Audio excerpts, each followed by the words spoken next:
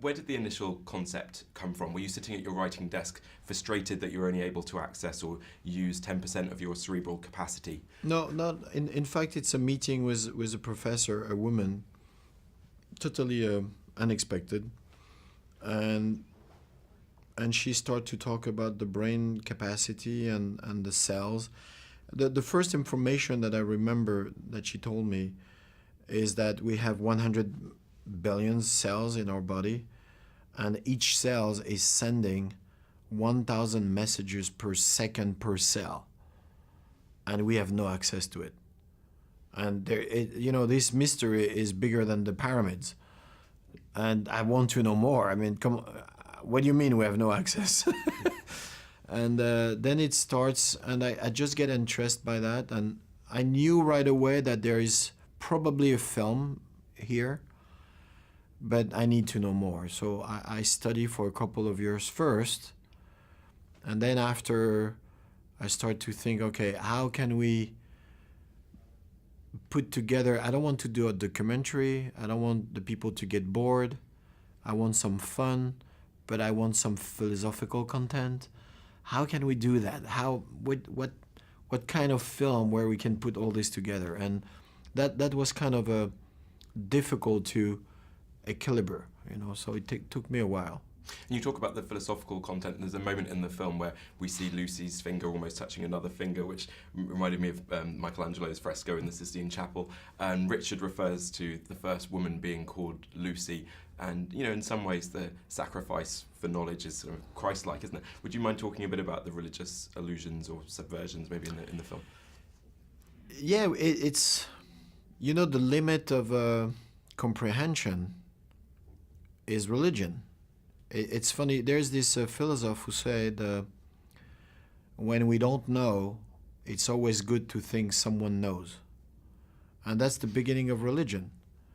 No one have seen him, but he's everywhere. So he's like Lucy.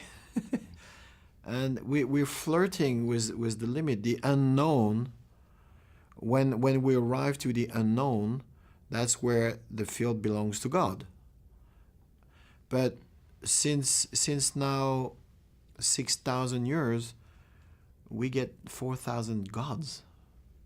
There's like 2 or 3 we know right now, but we forgot about all the ancients, and there's 4,000 gods. So which one is the good one? Who belongs to who? And and yeah, to flirt with that.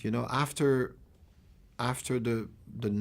when we arrive to the limit of the unknown, it belongs to God. So it was just interesting to flirt with that, but she's not a god, so she's flirting with that.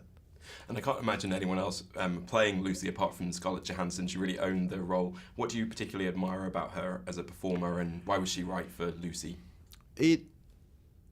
I've seen her in different things. I've seen her on Sofia Coppola and Woody Allen, on plays in Broadway, and you can tell she's a worker. She's a tough cookie. She's like, and you need that. You need that for this film. You don't need a star. It doesn't hurt to have a star, but you need an actress first. That was the thing. So we met, and you have to spend 8 months together. So do you like me? Do I like you? You turning around, like 2 dogs, sniffing a little bit, and then we feel good. We feel that we were on the right field, and so we went. And Lucy's another take on the strong female characters we've seen in some of your films, like La Femme Nikita, The Lady, recently, for instance. What draws you as a filmmaker to showing the strength in women?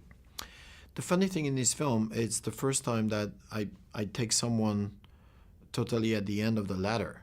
She's stupid at the beginning. She's partying too much. She doesn't know what to do with her life. She has a boyfriend, but not really. She's the really average girl. She has no power at all. So it's just a little girl in a way, and that was new for me, because most of the time the women I choose are already powerful. And we take the ultimate power and we'd give it to this person. It could be a man. So it's not so much about women, because the same story can happen to a man. But it was this contrast. If you tell the story of a guy who win the lotto, but he's already rich, it's not the same story that if you give the money to a bum in the street. And so she's playing the bum in the street. And just finally, could you tell us about the soundtrack? Very eclectic. There's electro, opera. Damon Albarn is on the soundtrack, Beck, and of course composed by Eric Serra, again, who you've collaborated with a lot. Yeah, what were your kind of guiding principles for him for this one? The sound and the music was very a key element, so we work a lot on it. And Eric Serra would get very inspired, so he was at this maximum. 100%. Yeah, he was at 100%. Then after you take some newcomers like Mozart, you can't be wrong. The guy is just a genius. And I'm a big fan of Gorillaz, big fan. I put already a music from Gorillaz in the family. And so I met Damon, and he's a great, great guy. He's so fun, so gentle, and he's really, for me, the image of the 100% artist. He's an artist every time, everywhere. He watch everything. He's nourished himself from everything. So the first meeting was really sweet, and I show him pieces of the film because at the time I was not finished, and he just catch it, and then he sent few things, and it's just a pleasure to work. When the artists are very good, when they're excellent, it's always easy to work with them. It's the opposite of what the people think. The most difficult is when you have an actor with no experience, who's scared. That's where it's difficult. But when you have people at the level of Damon, it's just pleasure. It's pure pleasure.